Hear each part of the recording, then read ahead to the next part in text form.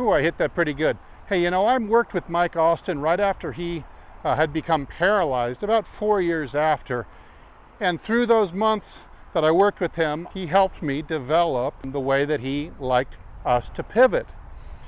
So in this video, I want to talk about a little more about his pivot, but how it differs from the pivot or the hip action that you might see on TV on your favorite PGA Tour players. So if you want to learn a little bit more about what I think are the advantages of using the Austin pivot over the other styles that you might see on TV, then by all means stay tuned.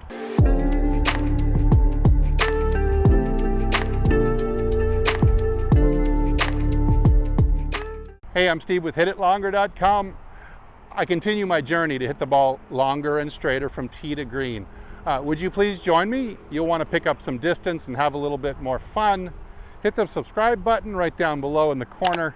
Like this video at the end if you got some benefit out of it. And of course, leave a comment down below because that helps nudge the YouTube algorithm in my favor. All right, so I've enlisted the aid of my real favorite chair. That other one wasn't really my favorite. This was really my favorite chair. You can see I've got posts at either end of these chairs, and they come in really, really handy when studying and developing the Austin pivot. So the basic motion we would do in the Austin pivot, I can even set this down.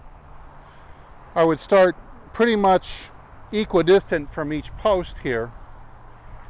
And then as I go back, I'm going to laterally shift over into this right post.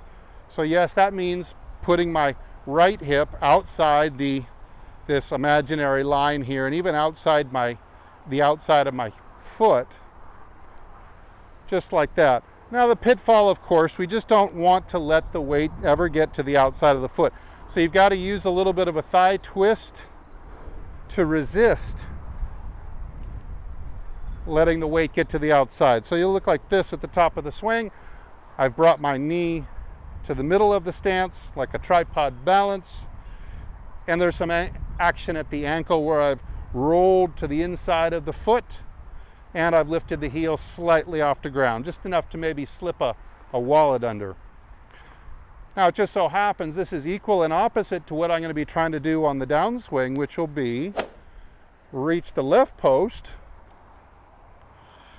drive this knee to the middle and roll this ankle inside and lift the heel. And now I'm in the left post. What this does is kind of gives you a little bit of an A-frame action. So here's one side of the A-frame, and there's the other side of the A-frame. The advantages I think this gives us are twofold. Number one, I think it gives us the advantage of a bigger wind-up and shift of weight. This hip action, compared to some of the other styles I'm going to show you, really sets up for a bigger shoulder turn and a longer, wider backswing. More ability to step down with force into the ground as you start down. A complete weight shift over to the left, stimulating the turn of the torso through.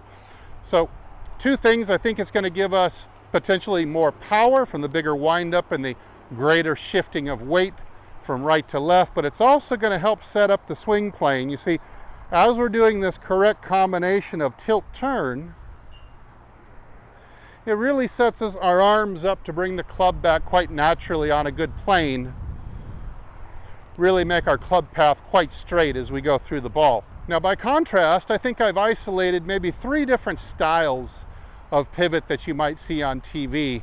Not really anybody is doing anything like what Austin did. It's still kind of a taboo out on the professional tour, but I want to show you one you might have seen before, and that is simply restrict the hips to a very small hip turn or very little action, and try to make a very big wind up on top of that. So it would be, you know, really kind of keep the knees bent, restrict the hip turn, and try to make a big wind up there. Now, I think you'd have to be more flexible to do that, and I think you have to turn your spine a little bit more into a rubber band in order to do that. So it's out of reach for most golfers.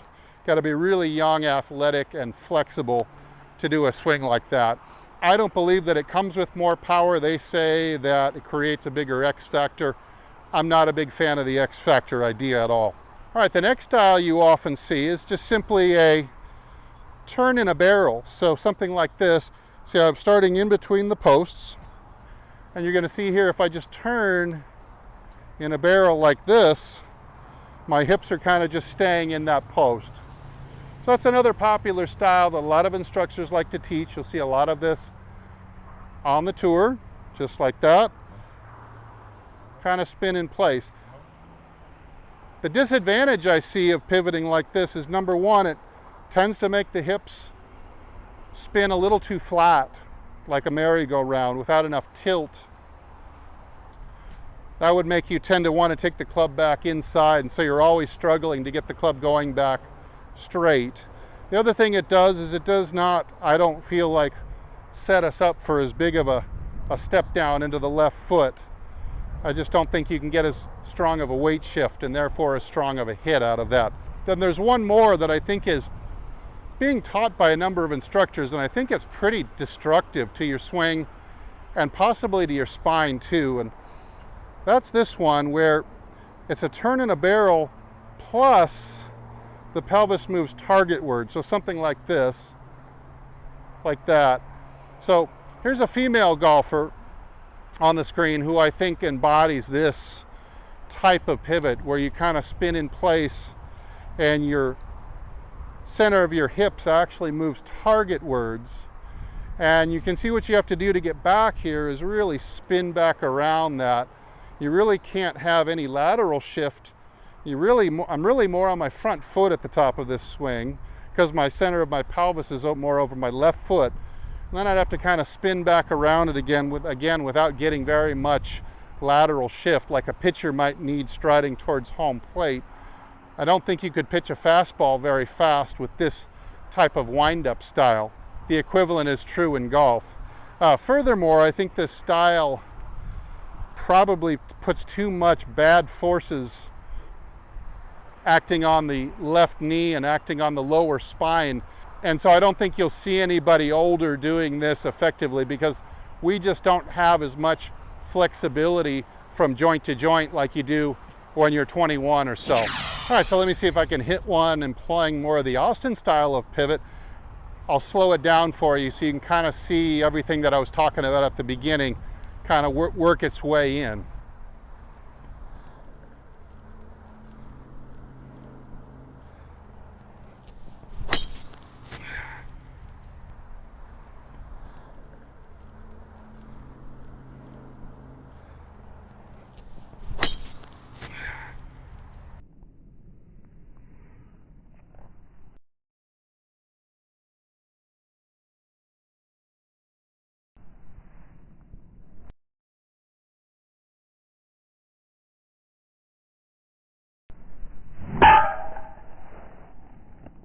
All right, so you can clearly see in that slow-mo that I just played back for you that I'm definitely moving way over into this right-hand post, almost trying to get my entire leg weightless, as if I was a pitcher trying to kick the right knee actually behind the rubber for a stronger stride towards home plate. There really is a kind of a leverage advantage, a mechanical advantage there that will allow us a little bit more power. Then you saw as I came down, I immediately stepped over to the left post of the chair. Almost before the downswing even started, I'm stepping over first thing, really getting some good whip on it. So I think a couple things there. I think we're setting up for a little bit more power. I think we're able to contain the plane a little bit more naturally. And I think we're doing a little less shearing and torquing forces on the lower spine and a little less damage maybe down the road to the left knee that some other choices in hip action might lead you.